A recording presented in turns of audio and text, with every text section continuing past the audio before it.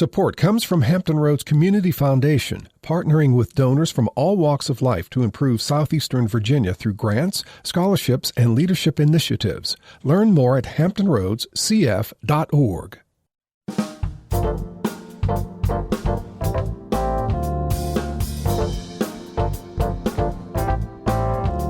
Hello, everyone. I'm Barbara Ham-Lee. America has spoken and selected Donald John Trump as the 47th President of the United States. What was billed as a tight race turned into a decisive victory for Republicans. So what happened? What went so right for Trump and so wrong for Vice President Kamala Harris? And what's in store for our country going forward? Perspective from political analyst Dr. Claville on national and local races. Election 2024. That's coming up next on Another View, right after this news from NPR and WHRO News.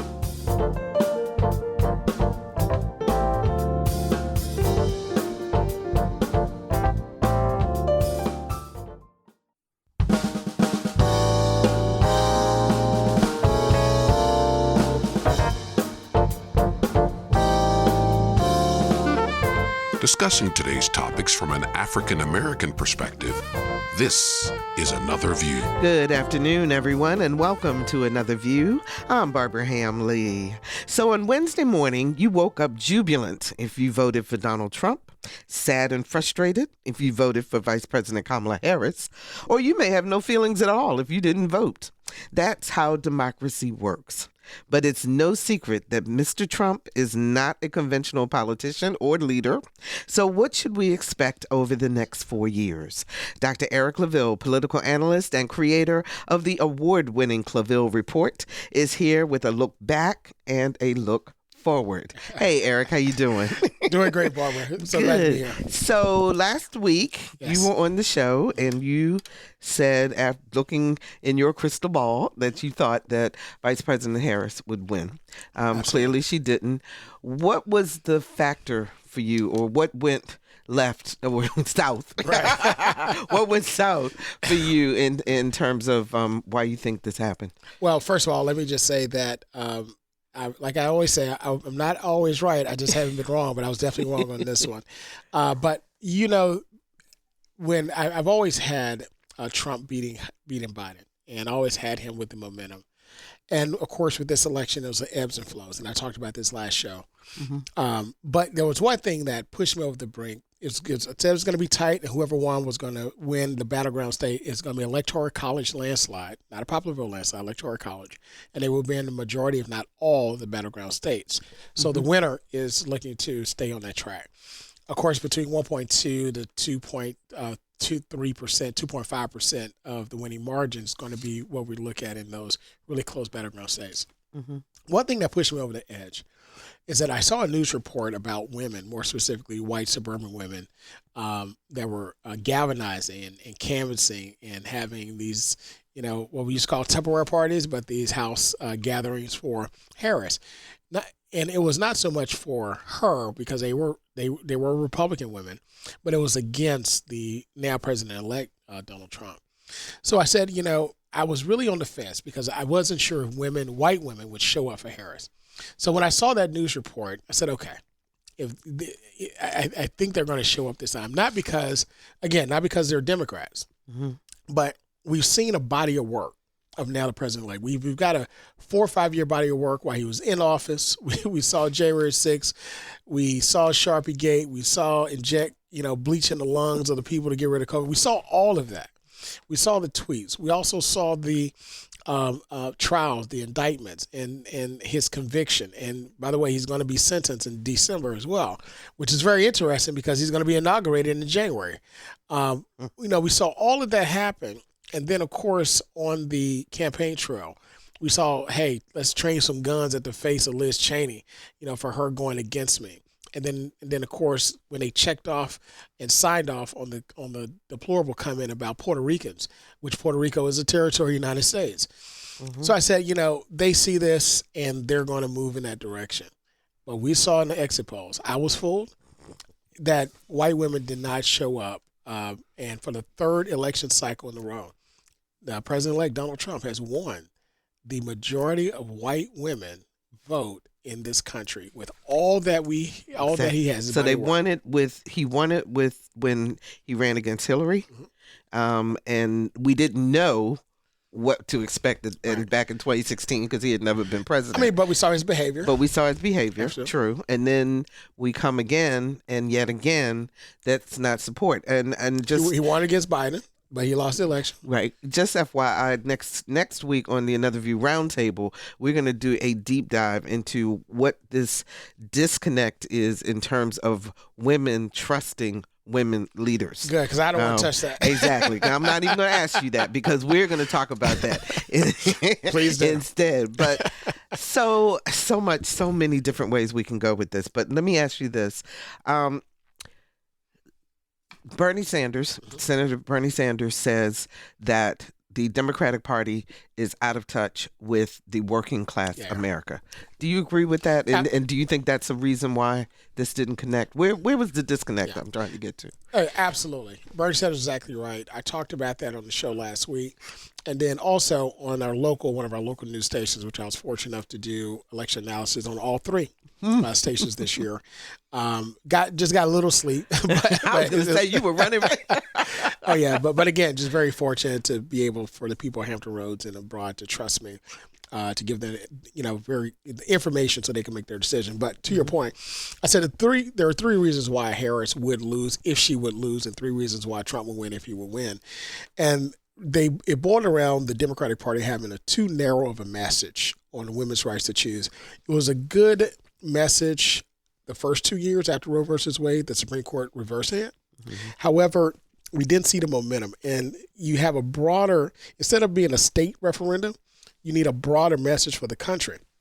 And I said that they didn't focus on the economy, number two, and they didn't address immigration, right? Of course, immigration has been an issue, and quote unquote, making sure that it is a good immigration system, shoring up the borders and things of that nature. Even though we do have people at the borders are fairly secure. It's not like we don't have anything down there, people coming across. But they didn't address that. Secondly, the reason why that they will lose is because they failed to cause America to remember who Donald Trump is and was, and what that meant for us as Americans during this first term, and what that meant for the world. We'll talk about the world stage moving up. And then lastly is that they did not compete for the votes of rural and working class, non-union working class and non-college educated voters. The reason why Trump won is because he did all of that. And he packaged the message of the economy and immigration, whether it be and it was misinformation and disinformation, but he packaged it in a way to fear-mongering, really using what's called the Southern strategy from the 60s to really push that message and push people to the polls on his side. Making people afraid. Were you surprised at the number of Latinx people who actually voted for him, even though, because it was confusing to me, and as I was listening to a news story the other day, I was listening to some Latino women talking about why they voted for Trump. And they said, this one woman said, I came here legally. I went through all the hoops it took to become a citizen. Yeah. And so therefore, I don't think it's fair that we've got all these other people and they need to go. Yeah. Were you surprised at that? Because that seems to be a overarching theme. It is a major thing, especially for first generation Latinx people that come into the country. And here's the thing. To answer your question, yes and no. In those countries, they're very traditional, very similar to African American traditional values as relates to conservative, family wise, religion, and so forth and so on.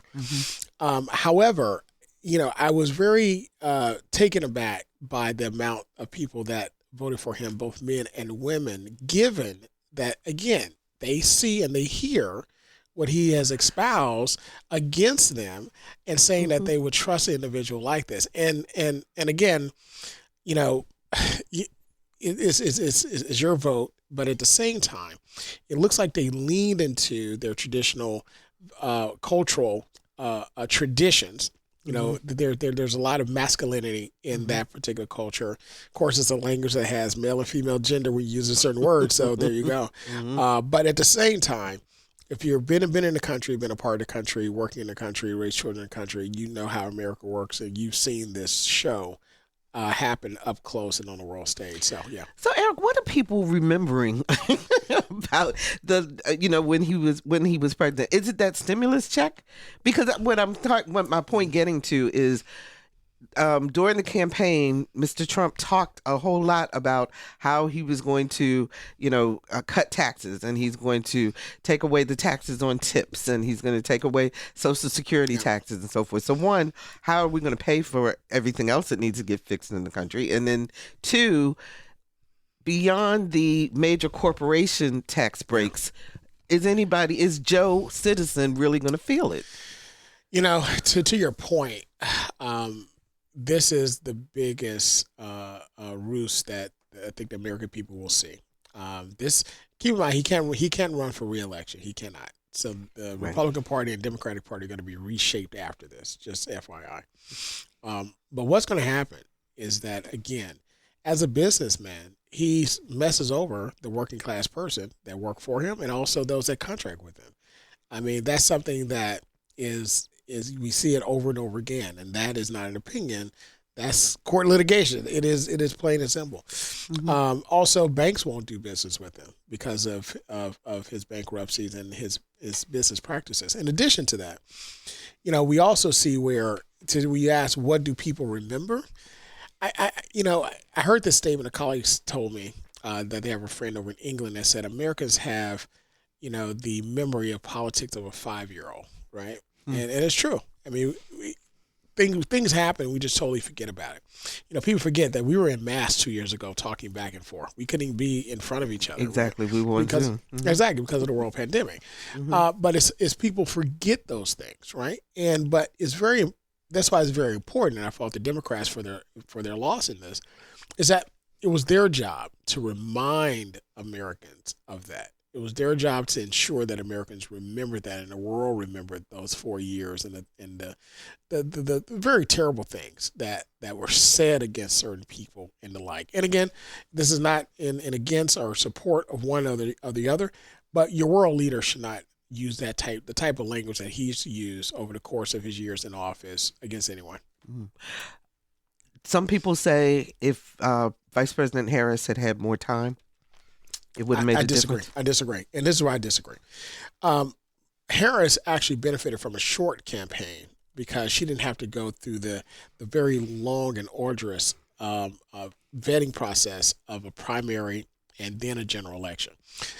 It gives the opposition more time to delve into your policies, your political life, your personal life, and to create these. And you also have more time to create moments, forgettable moments for yourself, which now in social media, they can, everybody remember Dean, right? Yeah. The whoo! Right. He just kept looping and looping and looping, and next thing you know, he was out. So those type of moments.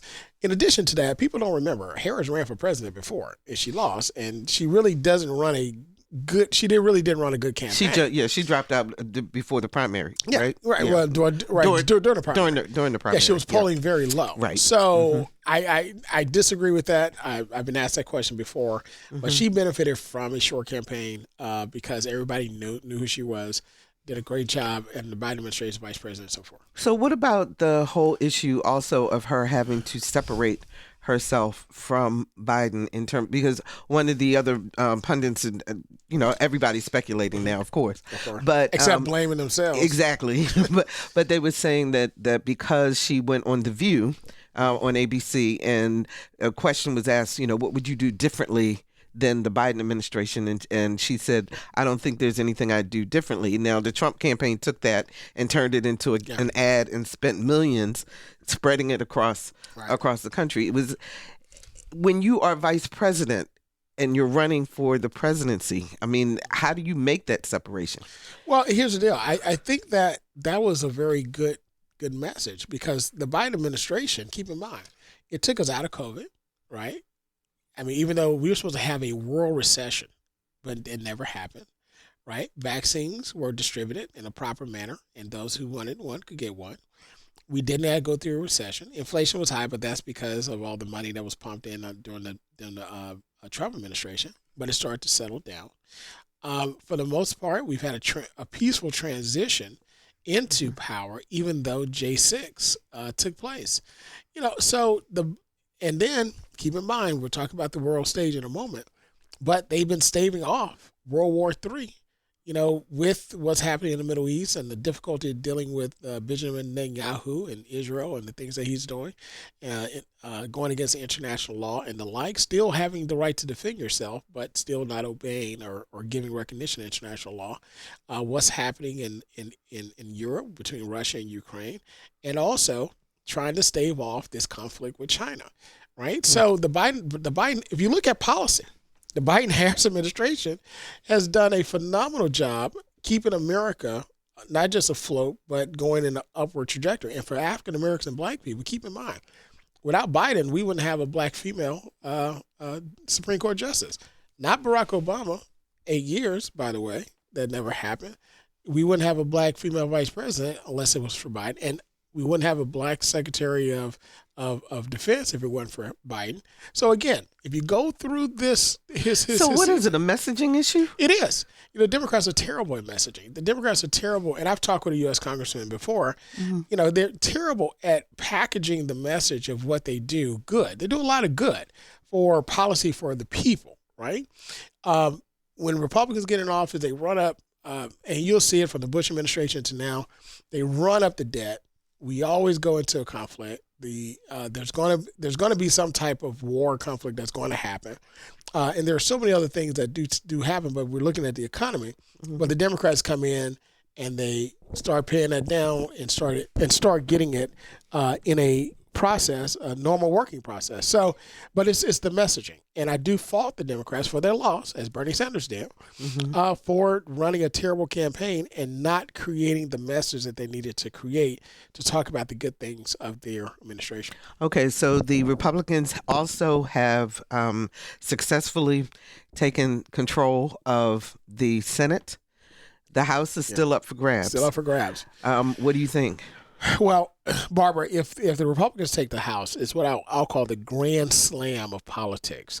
Executive branch, both houses of the legislative, and then the judicial at 6-3. Wow. And with that, if that happens, there's no backstop. You got 2 years, but a lot can happen in 2 years before the midterm. And if that happens, let's talk about what we're looking at as far as policy-wise. If that happens, Russia, the monies that go to Ukraine to fend off Vladimir Putin, a dictator, communist Russia, will be siphoned back, right? And then Putin's going to unleash just a major military offensive against Ukraine, and that's going to endanger Western Europe, mm-hmm. right? Our allies, Germany, all the way to England. So you're looking at a possible World War II, World War I, II type situation, where now Western Europe is now in danger. And Zelensky has already had conversations with the president-elect to Absolutely. Say, please don't take our money away. Right, because during his administration, it was Congress that actually helped to push that. Not only mm-hmm. that, but now because of the relationship and the closeness and how President-elect Trump admires Putin is also it's a problem.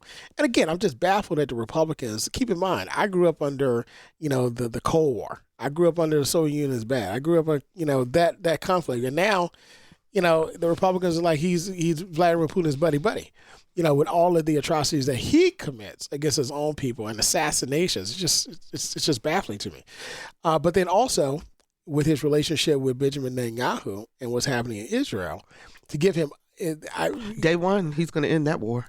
Please, he's gonna probably give him unfettered access and ability to do whatever he wants to do, which is not a good thing, because mm-hmm. now you're going to have to now deal with the surrounding factions of that entire Middle East. It's going to engulf it, and we're the only ones. The United States, we're the only ones that are supporting Israel in this way.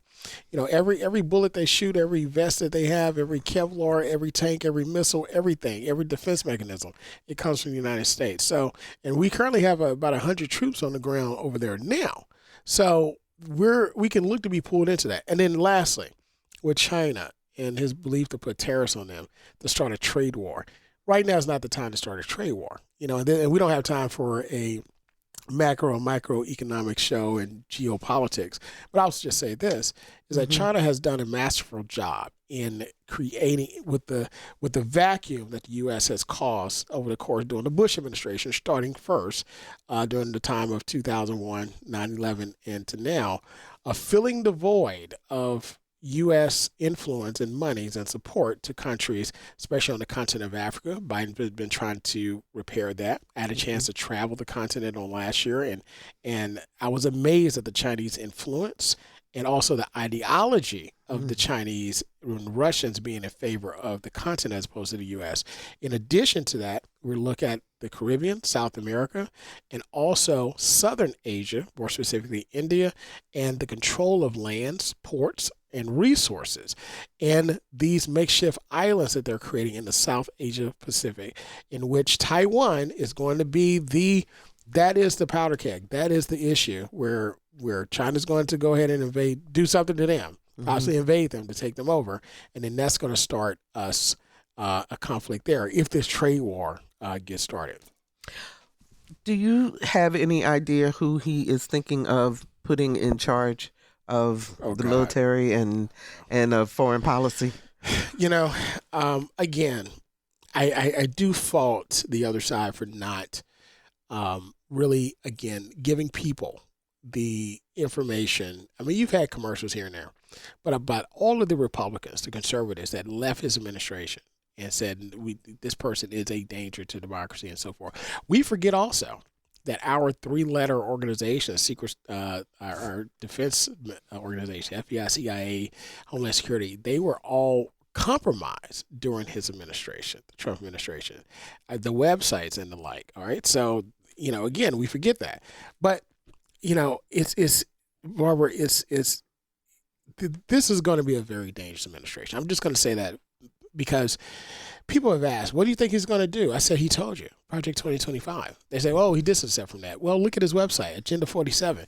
It's a summary, a 20-point summary of Project 2025 developed by former administrators of his administration, his first administration, and they're going to implement that. The dangers to federal civil service, the dangers to how civil service federal workers should be loyal to not the United States, but to the executive house, the dangers of eliminating agencies such as EPA, the Department of Education, the dangers of creating a mechanism to where the president is the supreme ruler and all in all as relates to policies and the agencies that are under that umbrella.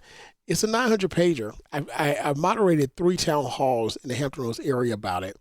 I did a radio show on my show about it, and I reviewed it, and I said, this cannot be implemented. And I had no idea that people would allow something like this happen, but that's your first, and that's in the first 100 days. So whoever, I don't know, but I hope whatever conservative who serves in this administration, they'll remember that it's about America.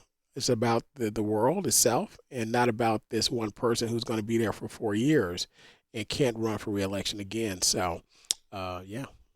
757-440-2665 or 1-800-940-2240 are the numbers to call to join our conversation. What are you looking for and anticipating over the next 4 years under a Donald Trump administration? We'd love to hear from you. 757-440-2665 or 1-800-940-2240. Elena joins us from Norfolk. Hi, Elena. You're in the air. Hi. Thank you for taking my call. I agree with everything that has been said, but I do challenge this. We need a paradigm shift. One, I think we have minimized and ignored the effects of lies and lying. And two, we have completely ignored the effects of supremacism. On minimizing lies and lying, the other side has been unfettered in the ability to make up whatever they want from whole cloth, put it out there, and the appetite on the other side for consuming this is just ravenous.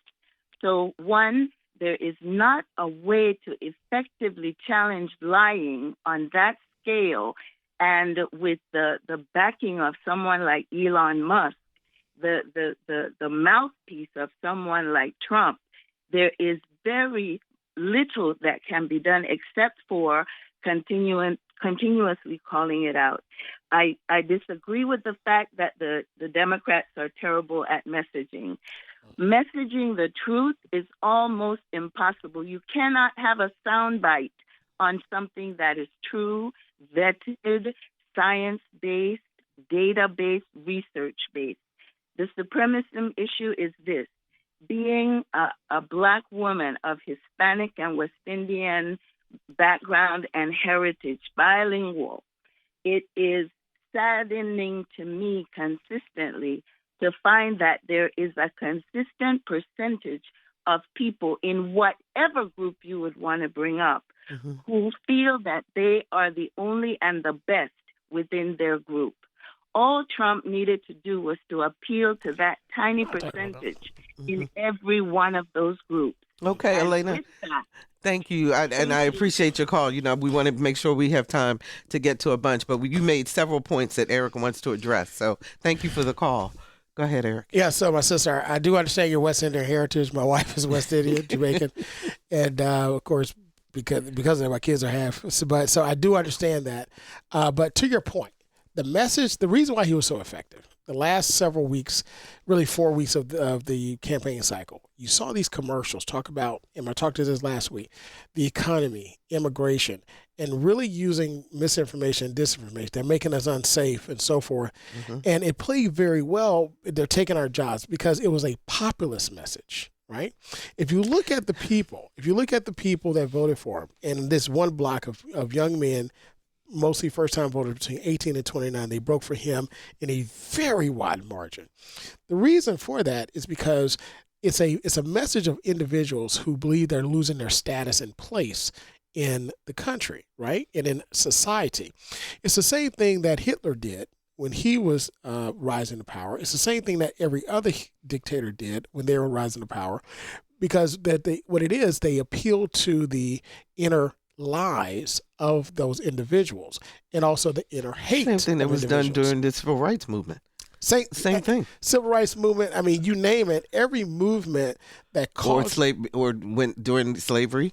You know, when to make sure that people kept that institution. You know, because it was always the fear of they're coming to get you. Yeah, they're fear-mongering. Yeah, fear-mongering. Absolutely. So, you know, and of course, you may have one incident here or there. Okay, but you take that and you blow it up, and it creates a stereotype and use it as fear. Just like when, for example, you mentioned during the time of integration, you know, when African Americans could buy into other neighborhoods, oh, the blacks are coming. You know, exactly. You better leave. You know, and there goes our property value straight down. You know, right. I mean, the whole thing. And also those same real estate agents and bankers that were saying you got to get out of here, but we got another residential place where you could buy. So they were making money on both sides, and that's what this administration is going to be able to do. If you're just joining us, we're talking about the results of the 2024 general elections with political analyst and creator of the award-winning Claville Report, Dr. Eric Claville. 757-440-2665 or 1-800-940-2240. Ada joins us from Virginia Beach. Hi, Ada. You're on the air. Hello. Hi. Hi. This is my comment about the election, and I'm going to quote Professor Carol Anderson. Can you turn your radio down in the background so that we can hear you clearly? Yes, it's off. Okay. Go ahead. Do you want me to repeat what I said? No. You're fine. You said you were going to read a quote from... Yeah, Professor Carol Anderson stated that in regards to this election, the Confederacy won, and that she said it's a dark day for America, and that Vice President Harris lost because of hatred for women and racism. And I believe she was correct, and I'm very sad about it. And it seems that we kicked aside a, lovely princess for a horrendous ogre. And That's my comment. Thank you, Ada. We appreciate your phone call. So, I mean, what is the role of racism in all of this? Listen, there are three reasons why this election was lost and why it appealed to the inner, what I call the original state of America, right? And I've done a show about this before. But racism, sexism, classism.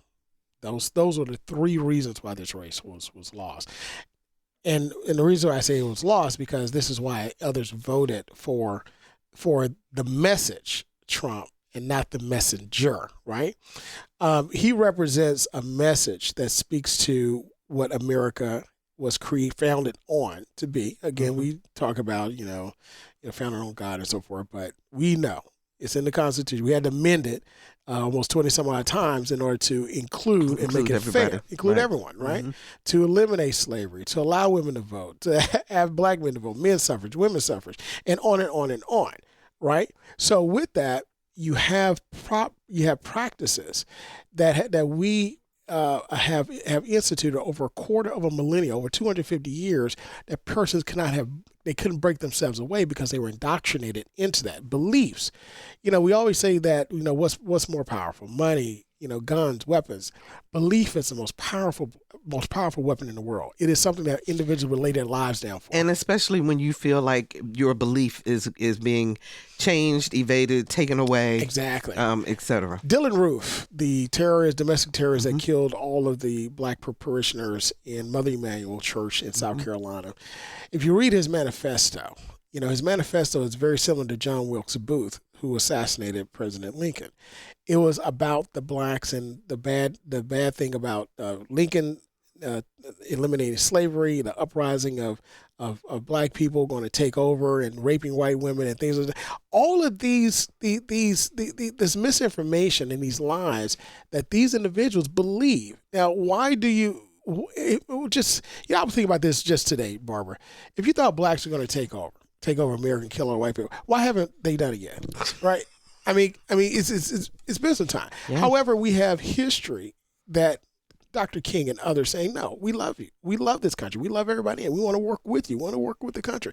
I mean, you have all of that history, where people say terrible things about, culture, but they say, we forgive you, open arms. We just want to work with you, marching together, things of that nature. But you use, again, it's just But that message doesn't resonate like the message of they're coming to get you.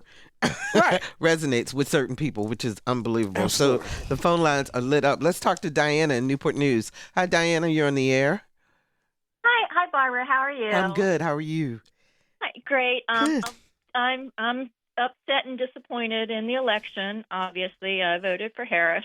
But I was telling your producer that I think that the elephant in the room really is not being addressed like your other callers. That Kamala lost because of racism and sexism. I've seen it in my own family, and the men didn't want to vote for her. She's not ready, she's not right, whatever. And it's because she's a woman and she's not white. And it just makes me sick. Thank you, Diana, for sharing that. On the map. Yeah, and it's interesting because when you look at 69% of white women voting for Donald Trump. And there's also that whole phenomenon about Republican women in particular having to hide the fact that they were going to vote for her from their husbands. But they actually didn't. Obviously. But they actually obviously didn't. Exactly. Which is the same thing they said with Hillary. Yeah. The suburban, particularly in that case, suburban women who said, we are all in. We love women. We're, it's time for a woman. And then they went into the voting booth and totally went the opposite direction. Barbara, again, you're gonna address this show and I am. about women, but again, there is an issue there, and it's really a phenomenon where the patriarchy, where white women's they feel their value and their status in society is actually attached to the white male. And when you go back even to slave time, where only white males were property, it really had all the rights, and then of course white men without later on. But even women didn't have the rights of white men unless they were connected or married to them. So that operated throughout society. We see it in corporate settings, we see it in the work setting and the like. Because actually, black men got the right to vote before white women. 15th Amendment gave black men a right to vote. 19th Amendment gave white women and all other women. Because it was just all about that sexism piece is there. But I want to talk about classism for a minute too, because the Obamas started a uprising or an uproar, I should say, within the black community, especially when President Obama, chastised black men about voting and not voting, and watching the dynamic between a person in their 60s and young men, influencers and so forth in their 20s, 30s, early 40s was fascinating to me, in terms of they felt that he was speaking down to them. Absolutely. And again, just a very bad move by the former president. And let me tell you, the former president doesn't have a good track record for campaigning for people. I'm just going to throw that out there. So if you want to win, you might not want to invite him. But here's the deal. When you actually take a look at the forgotten population, young black males are part of that. And persons aren't talking about this, and I mentioned this in some of my private settings. But this election also, the caller talked about sexism. I talked about it as well. Racism, classism, sexism were the reason why this election, why they voted for the message and not the messenger. But you see now in change is like a pendulum. It swings to the extremes. And I talk about this in my classes when I teach. So change is an extreme. The day before Brown versus Board of Education, segregation in schools were constitutional, thereby legal. The day after, they become unconstitutional, thereby illegal. With that, we saw a swing toward promoting and putting a lot into women and women's issues, and some of that was against men and the things that they did, and also the actual punishment against men for some things. Which again, it was just all out there. There were really no outliers, no limits to what could take place. You see now that swing back toward that pendulum changing because that backlash of forgetting about the men as opposed to having an even balance. We even see it in education where, it's focused on getting women involved in this and that, which is a good thing. But we see where that focus was left off of men, especially young minority men. So we take away from one to give to the other. Exactly. And what ends up happening, you end up getting an imbalance where it should be more balanced. Okay.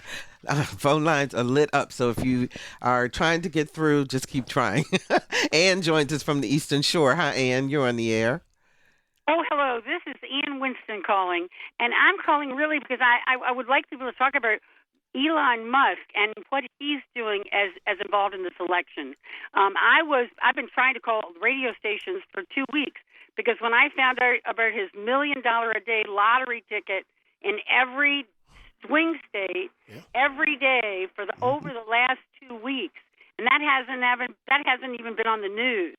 People are hungry. Inflation's high, and $1 million lottery ticket was probably a very hot commodity. Elon Musk has bought our country pretty cheaply. And that the New York Times has a great article that was in the paper yesterday, November 6th. Trump's victory is a major win for Elon Musk and big money politics. This is outrageous that this is not on the news. It has, and we get your point, and I'm going to let Eric respond to you. I just want to clarify, though, that issue has been covered extensively on the news, the fact that he was doing this. But Eric, go ahead and respond to the influx of that kind of money of an Elon Musk and the influence on the party. Well, to the caller's point, and to your point, it has been covered, but nothing was done about it. Right. And it's because Citizens United, terrible decision by the U.S. Supreme Court 2009 that really allowed unfettered amount of money into campaigns, even by foreign actors and the like. So, he skated the law and the policy as it relates to campaign financing and because he claims it was just to vote, to sign a petition to register. Right, exactly, or something like that. But but it wasn't campaign funding, but it wasn't that. But to your point, it's just a lot. But what she said is that this campaign, this election was a lot of monies of individuals that want to do a lot of things that are not good and influence our country in a way where they can influence the leader in a way that nobody else could. They really don't have business ethics at all. And again, this is not a personal opinion. This is all, documented. But they're talking about Trump appointing Elon Musk as the person to revamp the federal government, and the list of employees that will be allowed to stay, and those that will be told to leave, and signing a loyalty oath. And listen, this is not new news, everybody. Project2025.com. Look it up. He told you exactly what he's going to do. Look up DonaldJTrump.com, his campaign website, Agenda 47. So listen, for those people that, and I'll say this before we end, because I want to make sure I get it in. We believe you can vote your conscience, vote however you want to vote, no matter what. But understand that your vote matters. And every election is a winner or loser. Whatever side you're on, you got to own it. Whatever comes from this administration, whatever comes from this Biden administration, people that support them and so forth, there's no fair weather here. You got to own it. You got to own it. So for everyone, when you have those conversations around your dinner table for holidays, it's coming up, right? Yeah. Say, listen, what are y'all going to do when XYZ happens? Are you going to hold the support that you gave this individual, are you going to hold them accountable? What are you going to do when things start to go awry? What are you going to do when there's another J6? What are you going to do when these things happen? I remember it was the most reprehensible, horrible thing I've ever seen in my time. And they allowed this individual. A guillotine was taken on the steps of the Capitol, right? Come on. I remember watching and going, wait a minute, what am I seeing here? Because I thought it was a movie. Because it was honestly, it was just so shocking. But I want to ask you about the House. Yes. Do you think that Democrats will take over, or do you think it's going to be Barbara, that trifecta you're talking about? The Grand Slam, rather. Excuse me. It is. It's very close. It's very tricky. I mean, I saw Senator Clyburn, Congressman Clyburn, the night of the election, and when he was not in person, because I was on air, but I saw him in a newscast, and he didn't have a good disposition at all, and he's been around a long time. So, Eric, what do we do? I mean, if there are no checks and balances, what does the citizenry, because that's the only thing that's left, right? What do we do in order to stop the madness or to correct a madness? We don't, and again, we're speculating. We don't know we know what he says, but trust me, believe but my point, right. But my point is, if everybody is walking lockstep in that direction, is there anything that we can do in terms of preserving our democracy? Yeah. Well, when you feel it's going a different way, you have legal challenges that will help to slow things down, right? You do have that. Until it reaches the Supreme Court, which right now is a part of the Grand Slam. Yeah, because keep in mind, the Supreme Court also pretty much gave him immunity for things, pretty much immunity for anything he did in the last administration. Of course, he'll use it for this one. Again, there is one piece of the case where he's going to be sentenced. Again, the president-elect will be sentenced in December, but there's one piece in the appeals court that's hinging that may throw that case out, right? So we'll look at it there. But my point is, Barbara, is that this is what America signed up for. So listen, you wanted it, you got it. So sit back and enjoy the show. Wow. Let's go to our phone line, 757-440-2665 or 1-800-940-2240. Gerald joins us from Zuni. Hi, Gerald. You're on the air. Hi, Barbara. Hi, Dr. Claville. Hey, how are you, sir? Doing good, sir. Hey, quick question for you guys. My biggest concern is, kind of pushing Russia into a nuclear war, because part of the agreement to give East Germany back to West Germany, Gorbachev said, okay, we'll do this, but in order to do this, we have to have some assurances that you're not going to move NATO closer to our borders. And then unfortunately, or fortunately, depending on your perspective, NATO has moved closer to Russia's borders.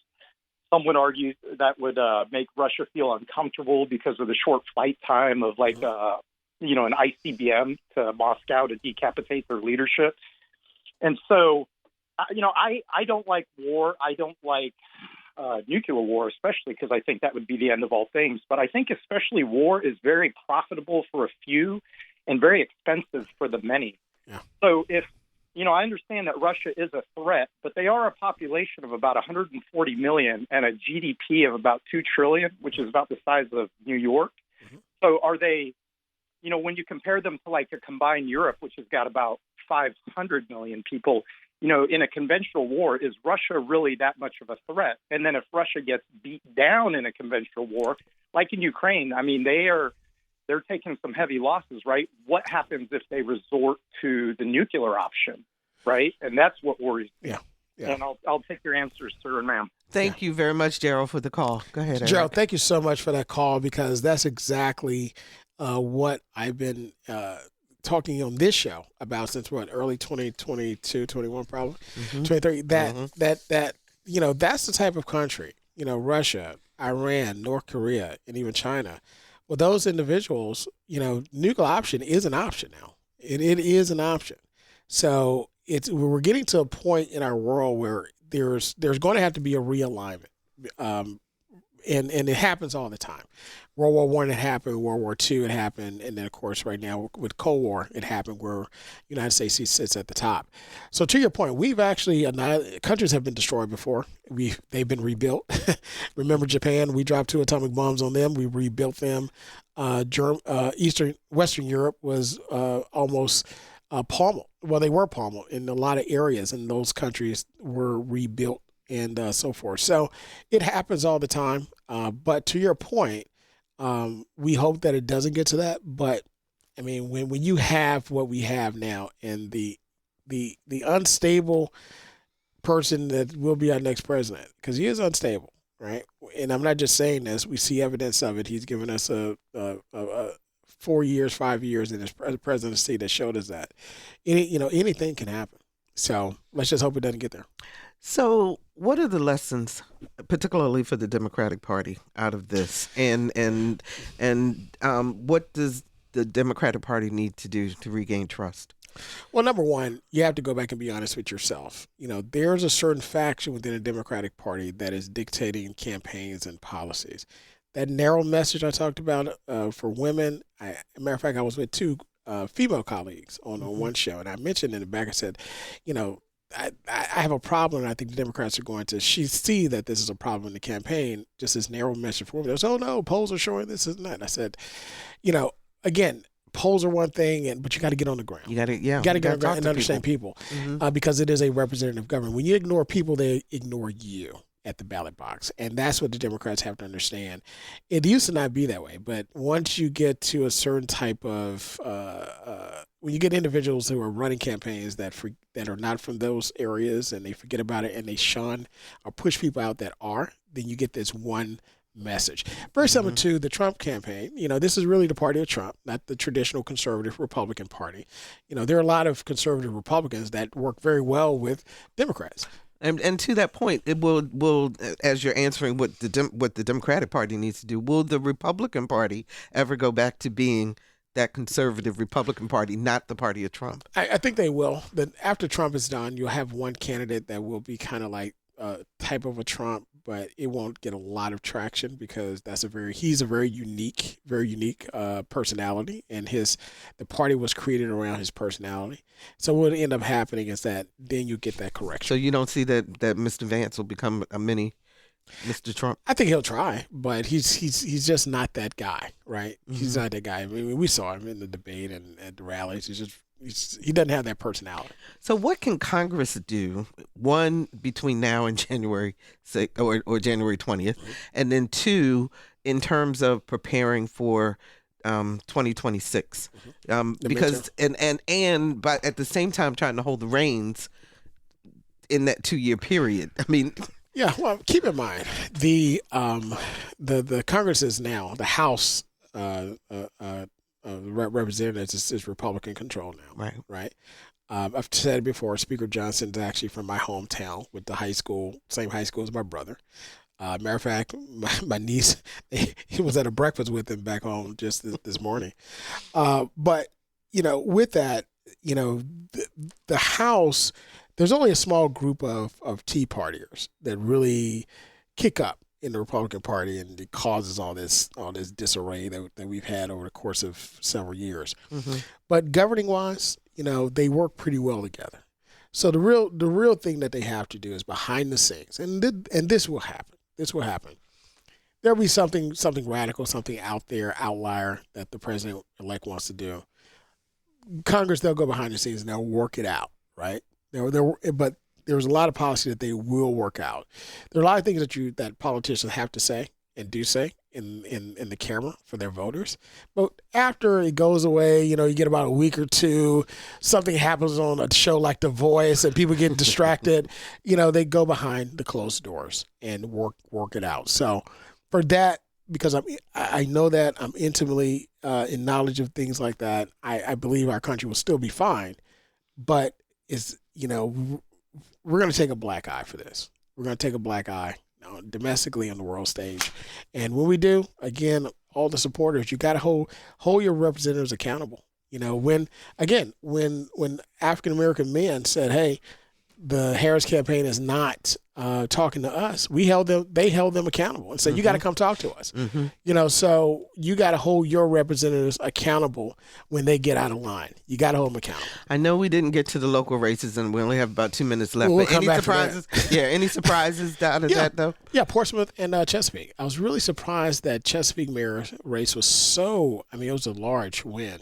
Margin for the incumbent Rick West. Congratulations. Congratulations to all the candidates that won election. I was fortunate enough to moderate a town hall in Norfolk State with all the local candidates were invited to speak, and it was a really, really good town hall.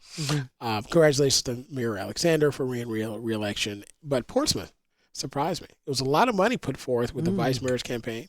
Congratulations to Shannon Glover, NSU alum, for running his first re-election campaign in Portsmouth. But 1,050 votes. That was the separation. That was the separation, which goes back to point again why your vote matters. I'm telling you, look, 1,051 is a different day. Right there, you go. So last word, last minute. Yeah. Help people breathe. Take a deep breath. We're still here. But really, in order for us to continue to be here, you have to get involved. You have to take step back. Try not to do things out of emotion, vote out of emotion, things of that nature. I know we're all busy. We're raising families. We're trying to make a living, make ends meet, trying to put money away for savings for retirement, things like that. I get it. But just take a moment and ask yourself what's most important, my selfish individual belief or the country as a whole. And when you get involved, go to a town hall, go to a city council meeting, go to a school room, not to raise sand, but to sit and learn what's going on. Turn on C-SPAN 1, 2, or 3. It's okay. And it really is okay, because I was going to say too, don't be afraid to go back and take a civics lesson. Because that too. when you listen to a lot of the rhetoric, it was so clear that sometimes people have forgotten their civic lessons. That's right. And how things Put work. Civics back in school. Absolutely. Thank you, Eric, as always. We appreciate that. And thank you, audience, so much for joining us for this edition of Another View. And thank you for making your voice heard through your vote. As a reminder, all of our Another View programs are online. You can find them at whro.org/anotherview or Spotify or wherever you go for your podcast listening pleasure. Next week on Another View, the Another View Roundtable weighs in on the issue of women trusting women. It's going to be a great conversation. Our theme music is an original composition created especially for Another View by Jay Sennett. Lisa Godley is our show producer. Jordan Christie is our audio engineer. And Dr. Barry Graham answered our phones. I'm Barbara Ham Lee. Have a fantastic weekend, and let's get together again next Thursday at noon for Another View.